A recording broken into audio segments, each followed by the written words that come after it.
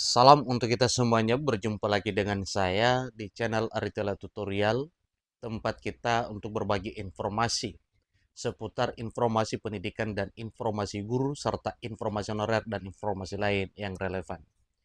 Pada pertemuan ini, ada satu hal penting yang perlu saya sharekan kepada seluruh Bapak Ibu, di mana saja berada pada pertemuan kali ini, mengenai apa yang disampaikan oleh Pak Prabowo setelah pelantikan kepada seluruh menteri di Kabinet Merah Putih. Salah satunya sedikit ada perubahan mekanisme, misalnya Menteri Keuangan yang dahulu di bawah kepemimpinan Menko Perekonomian, lalu pada pemerintahan Pak Prabowo Subianto itu langsung diawasi. Nah, Bapak Ibu terkait dan informasinya disampaikan bahwa Prabowo belak-belakan soal alasan awasi langsung Kementerian Keuangan dan Bappenas. Nah, ternyata ada tujuan positif Pak Prabowo Subianto dalam hal merealisasikan seluruh program yang telah dipaparkan sebelumnya, sehingga bisa menjadi realita di waktu yang cepat sebagaimana program 100 hari kerja Pak Prabowo Subianto bersama dengan Kabinet Merah Putih. Supaya lebih jelas, apa kira-kira tujuan positif yang dilakukan oleh Pak Prabowo mengawasi beberapa kementerian ini? Ikuti informasinya sampai selesai dan jangan lupa support terus channel ini dengan cara like dan subscribe, share, dan komen, serta nyalakan tombol notifikasinya supaya semua informasi yang disalurkan melalui channel ini selalu update di layar Bapak Ibu. Langsung pada informasinya. Jakarta, CNBC Indonesia. Presiden Prabowo Subianto seakan menjelaskan alasan kenapa dirinya memilih untuk mengawasi langsung 3 kementerian, yakni Kementerian Keuangan, Kementerian PPN Bappenas, serta Kementerian Pendayagunaan Aparatur Negara dan Reformasi Birokrasi atau Kemenpan RB. Pak Prabowo menjawab alasan itu pada saat memberikan arahan dalam rapat kabinet perdana yang dihelat di Istana Negara di Jakarta pada Rabu 23 Oktober 2024 yang lalu. Dalam arahan itu, Pak Prabowo memberikan 3 tugas khusus kepada 3 kementerian yang kini berada langsung dalam pengawasan Presiden, bukan kementerian koordinator. Kepada Menteri Keuangan Sri Mulyani, Pak Prabowo memerintahkan untuk menjaga agar pemerintahan dijalankan secara efisien. Nah, ini adalah satu tujuan positif Bapak ya. Ini instruksi Pak Prabowo kepada 3 menteri. Salah satunya untuk Kementerian Keuangan supaya pemerintahan dijalankan secara efektif. Beliau tak ingin kementerian-kementerian menggunakan anggaran untuk kegiatan yang bersifat seremonial dan perjalanan dinas ke luar negeri. Mantan Komandan Jenderal Kopassus ini meminta anggaran pemerintah yang terbatas digunakan sebaik mungkin untuk pembangunan dan kesejahteraan.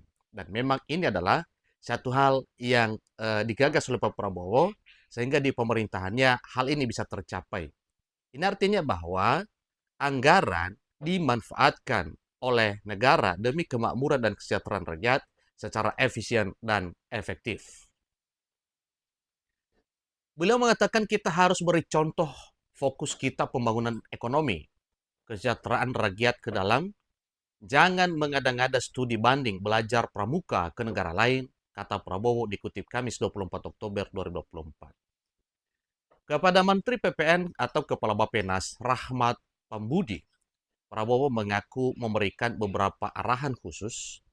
Dia meminta Bappenas memastikan semua program dan kegiatan di semua kementerian memiliki kontribusi nyata terhadap pembangunan. Dia memberi tugas khusus kepada Bappenas untuk mempelajari semua proyek yang dilaksanakan pemerintah. Menteri Bappenas pastikan semua program dan kegiatan di semua kementerian lembaga mempunyai kontribusi yang signifikan, terukur, dan saling bersinergi. Ini katanya beliau. Pelajari kembali semua proyek. Jangan ada proyek yang merkursuar. Semua ditujukan kepada yang saya sampaikan pada pidato saya di depan Majelis Perwakilan Rakyat pada hari pelantikan saya, kata dia lagi. Selain itu, Pak Prabowo juga menyoroti urusan birokrasi di Indonesia yang masih ribet dan menyusahkan. Karena itu, dia berpesan kepada menterinya untuk berani mencopot pejabat yang tidak memberikan layanan terbaik kepada masyarakat. Urusan birokrasi dan pemecatan pegawai negeri sipil ini merupakan ranah yang dipegang oleh Kementerian Pan-RB. Segera laporkan, segera kita ganti. Tidak ada yang kebal, yang tidak patuh, tidak bekerja keras buat bangsa dan rakyat. Saudara-saudara, copot segera. Suruh tinggal di rumah saja daripada kita susah, katanya beliau. Nah, tentunya itu adalah merupakan satu ketegasan yang disampaikan oleh Pak Prabowo kepada seluruh aparatur sipil negara, yang mana instruksi ini didelegasikan kepada Menteri Penanggulangan Aparatur Negara dan Reformasi Birokrasi, Ibu Rini Widiantini, sebagai pengganti Menpan RB Abdullah Azwar Anas sebelumnya. Jadi ini tegas Bapak Ibu ya, supaya seluruh Bapak Ibu ASN ketahui. Sebagaimana diketahui, Pak Prabowo juga telah melakukan perubahan tugas dan fungsi Kementerian Negara pada Kabinet Merah Putih.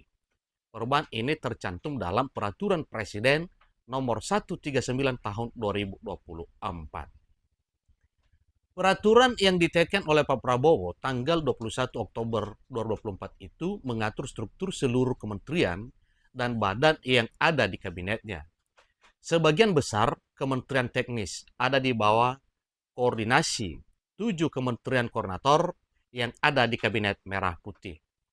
Sementara ada 4 kementerian lainnya yang langsung bertanggung jawab kepada Pak Prabowo Subianto.